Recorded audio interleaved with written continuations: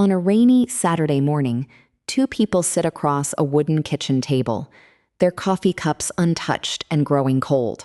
She insists he made a firm promise 6 months ago about spending next summer at the lake house together. He shakes his head slowly, certain he only said maybe if they both had enough time and money. Their faces show genuine confusion, not anger, because each memory feels as real as the table between them. The question that neither of them can answer yet is why two honest minds can hold completely different memories of the same conversation. At first glance, the explanation is obvious. One of them must be lying, or at least terribly forgetful. But they have known each other for years, and lying about a casual plan would be unlike either of them.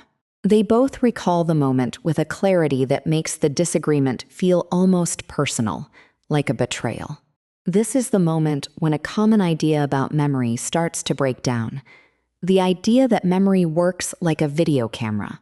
We tend to imagine that our brains record events exactly as they happen, storing them on a mental shelf until we need them.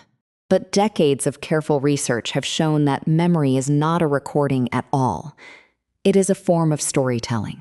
Every time you remember something, you are not playing back a file. You are actively rebuilding the experience from fragments. To understand what is happening at that kitchen table, we need to see how easily a memory can be reshaped during recall. Imagine watching a short film of a traffic accident with no broken glass anywhere on the screen. If someone later asks you how fast the cars were going when they contacted each other, your speed estimate will likely be low. But if instead they ask how fast they were going when they smashed into each other, your estimate jumps, sometimes by a striking amount. In one well-known experiment, simply changing that one verb changed the speed people remembered, and a week later they were more than twice as likely to falsely recall seeing shattered glass. The question itself had become part of the memory, quietly slipping a detail into the scene that never existed.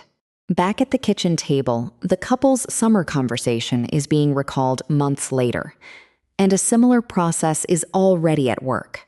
Since that dinner, both of them have had new experiences, heard other people's vacation stories, and felt new emotions about their relationship. Each time one of them thought about the lake house, the memory was pulled apart and reassembled, now colored by all those later feelings and events. That is the first hard truth. A memory is not a snapshot we retrieve. It is a puzzle we solve again and again. The pieces come from the original event, but also from what we learned later, what we expected to happen, and how we felt at the time of recall. When she remembers a firm promise, she is weaving together his encouraging tone that night, her own excitement, and the planning texts she sent afterward. When he remembers a maybe, he is drawing on his cautious nature, the financial worries he had that week, and the vague phrasing he typically uses. Neither version is a lie. Both are honest reconstructions that have drifted apart, like two storytellers telling the same tale years later. The drift alone does not explain why the memories feel so solid, so vividly recorded, even when they contradict each other. To go deeper, we need to look at what happens inside a memory when it is taken off the shelf and brought back into awareness. That brings us to a biological and psychological process that turns memory from a stable library into a living, editable draft. The process is called reconsolidation, and it completely changes how we should think about our most cherished recollections. Reconsolidation means that every time you recall a memory, it becomes temporarily fragile, open to change before it is stored again. To put it simply, recalling a memory is not like reading a book. It is more like opening a document on your computer, making a few edits, and then hitting save. Researchers first observed reconsolidation in animals, noticing that interrupting certain brain processes right after recall could weaken or alter the memory. Later, studies with humans showed that even autobiographical memories, the stories of our own lives, can be reshaped if new information arrives at just the right moment. Picture a well-worn path in a forest. Each time you walk it, you reinforce the trail, but you might also find a new shortcut or step around a fallen branch, shifting the route slightly. Memory works in a similar way. Retrieval is like walking the path, and the very act of walking can reshape the trail for next time. This is wonderfully useful when you need to update old knowledge with new facts, like correcting your mental map of your hometown after a favorite store closes. But the same openness that allows learning also makes memory astonishingly easy to contaminate, even without you noticing. A famous series of studies showed just how far this contamination can go, planting entirely false memories of events that never happened. In those experiments, researchers interviewed college students about childhood events provided by their families, slipping in one made-up but believable story about being lost in a shopping mall. The students were simply encouraged to picture the event and try to recall it over several interviews. No aggressive pressure was applied. Remarkably, by the third interview, roughly a quarter of the participants had developed detailed, emotionally rich memories of the false event, confidently describing where they were and who saved them. They were not lying. Their brains had taken the suggestion and, through repeated recall, woven it into the fabric of their autobiography. This shows that the reconstruction process can create memories that feel as real as anything that actually occurred, complete with sensory details and a sense of certainty. Now return to the kitchen table, where the couple is still stuck in their disagreement about the lake house promise.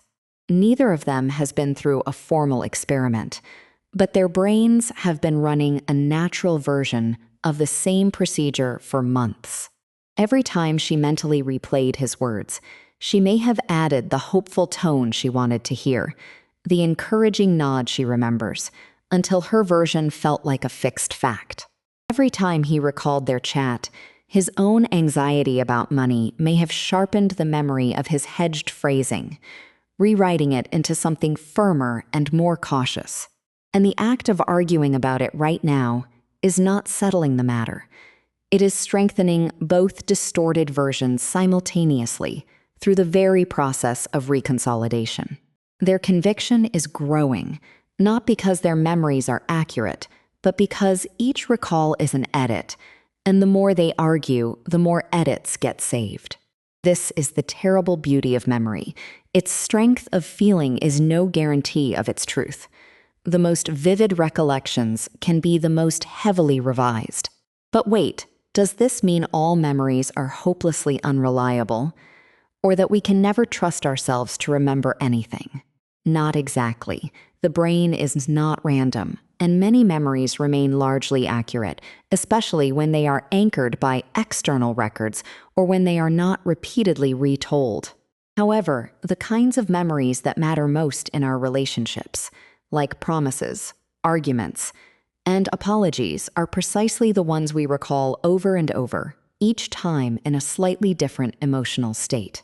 Those are the memories most vulnerable to cumulative drift, because each retelling is a reconstruction that can pull in unrelated feelings from the present.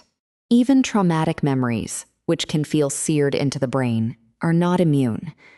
Research has shown that they too can be distorted by subsequent questions, leading to factual errors about central details. The discovery that memory changes with each recall is not a design flaw. It is a feature that allowed our ancestors to update survival information when new dangers or resources appeared. The cost of that flexibility is that we can never be certain a remembered conversation happened exactly as we replay it, no matter how sure we feel. And that cost is being paid right now at the kitchen table, in the form of two people who love each other, but cannot agree on the past. The argument has reached a stalemate. Neither person can produce proof, and the more they search their minds, the more certain each one becomes. The real danger is not that one of them will win the disagreement. It is that the disagreement itself is carving a deeper groove of mistrust into their shared history. Every heated recall of this single promise is reshaping not just the memory of the words, but the memory of who the other person is. Reliable or unreliable, caring or careless. You have probably experienced something similar. A family story you remember one way, while your sibling remembers it completely differently, and both of you would swear under oath you are right. Up until this moment, they have been treating the conflict as a search for the truth. One true version of a June conversation 6 months ago. But the science of memory suggests a radical shift. The question, who is right, may be the wrong question entirely. Because if every memory is a reconstruction, then there is no single, finished, perfectly accurate version sitting somewhere in the brain waiting to be found. There are only two different reconstructions, built from the same raw material, but edited in different directions by different subsequent lives. This is the reversal that changes everything for them. The reason they remember the conversation differently is not that one brain is failing, but that both brains are working exactly as memory works. Memory is not designed to preserve the past with photographic accuracy. Its deepest purpose is to help us adapt to the present and prepare for the future. The lake house promise, as it exists in their minds, has been updated to serve the selves they have become since that dinner. He has been worrying about money and job security, so his memory has accentuated the uncertainty.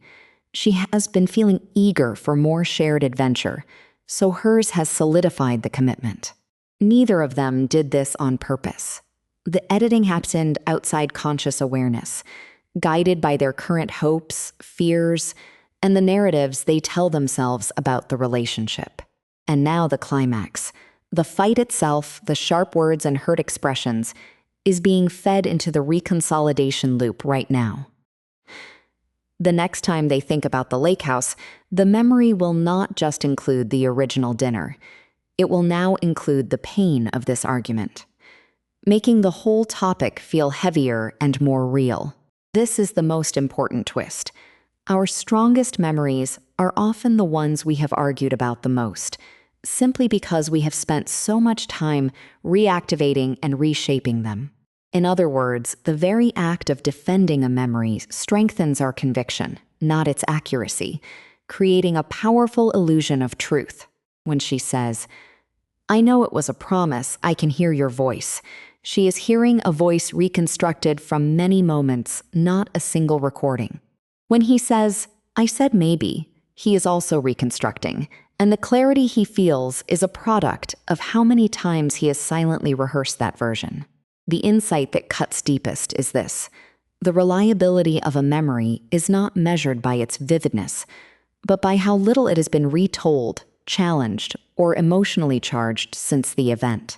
That means the most important moments in our lives, the ones we think about constantly, are actually at the greatest risk for distortion, precisely because we can't stop thinking about them. So the question should not be which memory is correct, but rather, what do we do now that we know memory is a flexible, shared story? At the kitchen table, the rain begins to lighten, and the two people finally stop trying to prove each other wrong. One of them says quietly, "Maybe we both remember it the only way we could," and that admission, though incomplete, is the truest thing either has said all morning. The argument does not vanish, but its power shifts. They are no longer enemies defending faulty hard drives, but two people co-authoring a future instead of hunting for a lost original. This does not mean we should simply accept all conflicting memories as equally valid and give up on seeking the past. When possible, we can still consult notes, calendars, photos, or the gentle reminders of others who were present, knowing these too are imperfect but helpful anchors. But we can also carry a new kind of humility into every argument about what was said and what was promised. The next time you feel absolutely certain about a shared memory that someone else disputes, consider that your certainty may reflect years of inner editing, not a perfect playback. That recognition can soften blame and turn a conflict from a courtroom cross-examination into a more honest conversation about the present. On that rainy Saturday, after the silence has stretched for a minute, the couple does not settle the lake house question completely, but they agree to write down their plans for next summer now together, on a clean page that has not been rewritten by months of unspoken memory. The act of writing something down in the present gives them a shared record, a fresh starting point that memory alone could never provide. They begin to talk about what they both want from the coming months, not about who was right 6 months ago. The kitchen table, earlier a battleground between two incompatible pasts, becomes a planning table for one possible future. Memory is not a lie, and it is not a museum. It is a living conversation between the person you were and the person you are now. Each time you recall a moment, you are not traveling back in time. You are standing in the present, building a bridge out of whatever materials you have today. That bridge will look a little different each time you cross it, and that is not a failure of the bridge. It is simply how bridges made of mind stuff hold. The next time a memory returns to you, watch it arrive with a quiet awareness that it may have changed since you last saw it, and that is entirely ordinary and human. And if you ever find yourself arguing about the past with someone you trust, remember, memory changes each time you recall it, not to deceive, but to serve the person you have become.